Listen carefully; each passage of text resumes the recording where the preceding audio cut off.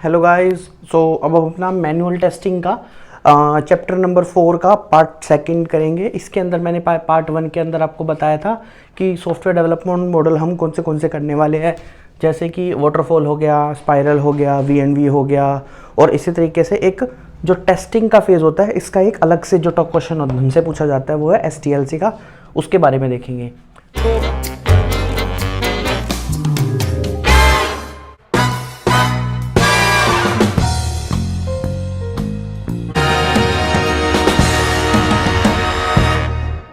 तो जैसे हमारा पहला टॉपिक है इसका, ये video related to waterfall model है। इसके अंदर मैं वाटरफॉल मॉडल के बारे में बताऊंगा। अगर आपको इन स्टेप्स के बारे में और ज़्यादा डालना है, इनके पॉइंट्स जो पूछे जाते हैं और जो हम बताते हैं इंटरव्यू में, तो इससे पहले वाला चैप्टर नंबर 3 के अंदर मैंने हर एक स्टेप्स को अच्छे से एक्सप्लेन किया है विद एग्जाम्पल के साथ। आप उनको जाके 2 पार्ट्स को देखें, फिर इस वीडियो पे आई, उससे आपको इनकी जानने की जरूरत नहीं पड़ेगी, ऑलरेडी आपको जानते पाओगे। तो यूज़र रिक्वायरमेंट में सिंपल मैं शॉर्टकट में बता देता हूँ कि यूज़र रिक्वायरमेंट में हम यूज़र की रिक्वायरमेंट को गैदर करते हैं। सिस्टम डिज़ाइन के अंदर जो रिक्वायरमेंट गैदर्ड हुई है और उसको हम एक कस्टम डिज़ाइन, एक डॉक्यूमेंट्स प्रिपेयर करते हैं कि किस तरह से हम कोडिंग करने वाले हैं वो सब। फिर डेवलपर्स को दिया जाता है, डेवलपर उसको कोड करता है। कोड करने के बाद जो रिक्वायरमेंट है और कोडिंग जो बिल्ड हुआ है उनको वेरीफाई करता है टेस्टर। फिर टेस्ट करने के बाद बग वगैरह रेज होते हैं तो वो जो भी उसका फ्लो होता है STLC वाला वो फॉलो करता है। उसके अलावा और एक ये सब करने के बाद एक मेंटेनेंस चलती है। तो आप देख रहे हो एक के बाद एक स्टेप हो रहा है। तो जैसे कि इसकी जो फीचर्स होते हैं वो क्या क्या है कि एक तो टॉप टू बॉटम है। जैसे वाटरफॉल क्या होता है, आपने रियल टाइम अगर वाटरफॉल देखा हो तो वो ऊपर से नीचे की तरफ आता है।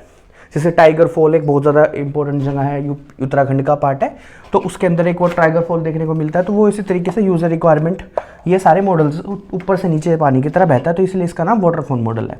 दूसरा, एक लीनियर में चल रहा है, एक के बाद एक के बाद एक के बाद सिक्वेंशियल। तो इसलिए इस मॉडल का दूसरा नाम होता है लीनियर सिक्वेंशियल मॉडल।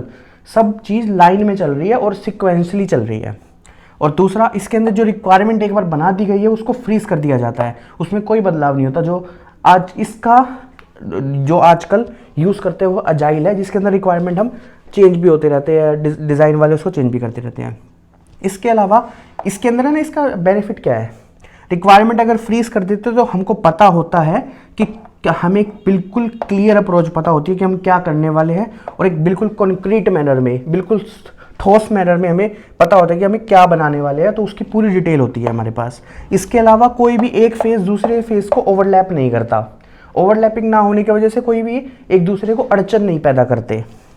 और 6th पॉइंट इसका जो लास्ट इंपॉर्टेंट है बस ये है कि जब एक फेज़ कंप्लीट होएगा तभी सेकंड फेज़ इनिशिएट होएगा। जब तक ये कंप्लीट नहीं होता तब तक हम इस वाले फेज़ पे इनिशिएट नहीं कर सकते। तो ये तो था आपका बेसिक वाटरफॉल मॉडल, जिसके बारे में मैंने भी आपको एक्सप्लेन किया। इन वीडियोस को जाके देखें ताकि आपको इनके बारे में भी थोड़ा और एक्सप्लेन कर सके, ताकि उनको पॉइंट्स पे आप बता सके कि और ज़्यादा। मैंने ब्रीफ तो आपको बता दिया इसी वीडियो के अंदर, लेकिन आप उसको और ज़्यादा डिटेल के लिए मेरे चैप्टर नंबर 3 को देखें, उसमें जाके देख सकते हैं। अब इसकी वाटरफॉल मॉडल की हम एडवांटेज और डिसएडवांटेज सीखेंगे।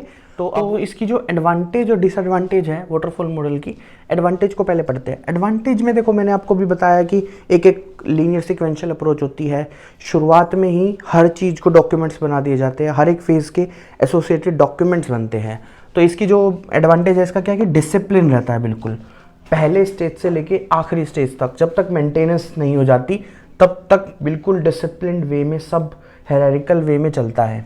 हर एक फेज़ के अंदर प्रॉपर डॉक्यूमेंट बनता है, यूज़र की रिक्वायरमेंट के अकॉर्डिंगली डॉक्यूमेंट बनता है, सिस्टम डिज़ाइन का डॉक्यूमेंट बनता है, कोडिंग के एसोसिएटेड कोड्स के डॉक्यूमेंट्स बनते हैं, टेस्ट के डॉक्यूमेंट्स बनते हैं, मेंटेनेंस में जो चेंजेस करने वाले हैं उसके डॉक्यूमेंट्स बनते हैं। तो पूरा डॉक्यूमेंट ड्रिवन है, इजी टू अंडरस्टैंड है। कोई भी एक बंदा अगर न्यू ज्वाइन करता है तो उसको पता होगा कि ये वाला फेज़ अभी चल रहा है, इसके बाद ये आने वाला है, इसके बाद ये आने वाला है, इसके बाद ये आने वाला है। तो बड़ा इजी टू अंडरस्टैंड है। कोई भी एंड यूज़र जिसको कोई आइडिया नहीं है वो इस मॉडल को ईजिली समझ सकता है। डिसएडवांटेज क्या है, देखो कोई भी चीज़ अगर बहुत ठोस होती है, जैसे अगर कोई कॉन्स्टिट्यूशन बिल्कुल ठोस होता है तो उसके अंदर बहुत सारे चेंजेस आते हैं जो समय के अनुसार बदलाव मांगते हैं, जैसे अमेंडमेंट भी होती है कॉन्स्टिट्यूशन के अंदर। ऐसे ही हमारे जो डेवलप करने वाले हैं सॉफ्टवेयर, उसके अंदर भी रिक्वायरमेंट चेंजेस मांगते हैं जो हमें यूज़र को और ज़्यादा अच्छा फ्लो कर सके। तो ये एक रीजन मॉडल है, तो इसकी सबसे बड़ी डिसएडवांटेज है।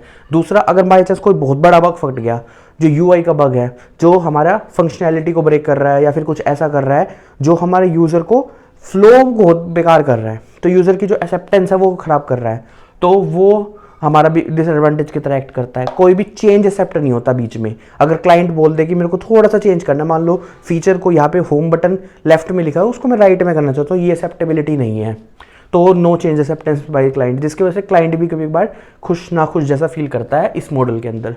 तो इसका एडवांटेज मॉडल जो आजकल यूज़ होता है, आपको पता ही है, अजाइल मॉडल, उसको भी हम आगे पढ़ेंगे, लेकिन अभी के लिए ये था एडवांटेज डिसएडवांटेज पढ़ी मैंने। वाटरफॉल मॉडल होता क्या है, उसके सारे फेजेस के बारे में मैंने बताया। उन फेजेस को और ज़्यादा एक्सप्लेन देखना चाह रहे हो तो पार्ट 3 के अंदर जाके देखें। तो ये थी मेरी वीडियो। अगर आपको मेरी वीडियो अच्छी लग रही है तो मेरे चैनल को सब्सक्राइब कर सकते हैं, लाइक कर सकते हैं, शेयर कर सकते हैं अपने फ्रेंड्स के सर्कल के साथ। ये मैनुअल टेस्टिंग की वीडियोज़ में भी इन प्रोग्रेस चली रही है। API की मैंने कंप्लीट कर दी है, थ्योरेटिकल पोर्शन वाली, और पोस्टमैन वाली अभी इन प्रोग्रेस है, वो भी अभी धीरे धीरे चल रही है। लगभग उसके अंदर 30 वीडियोज़ के आसपास बनाऊंगा मैं। तो ये थी मेरी videos. Bye bye till the next video.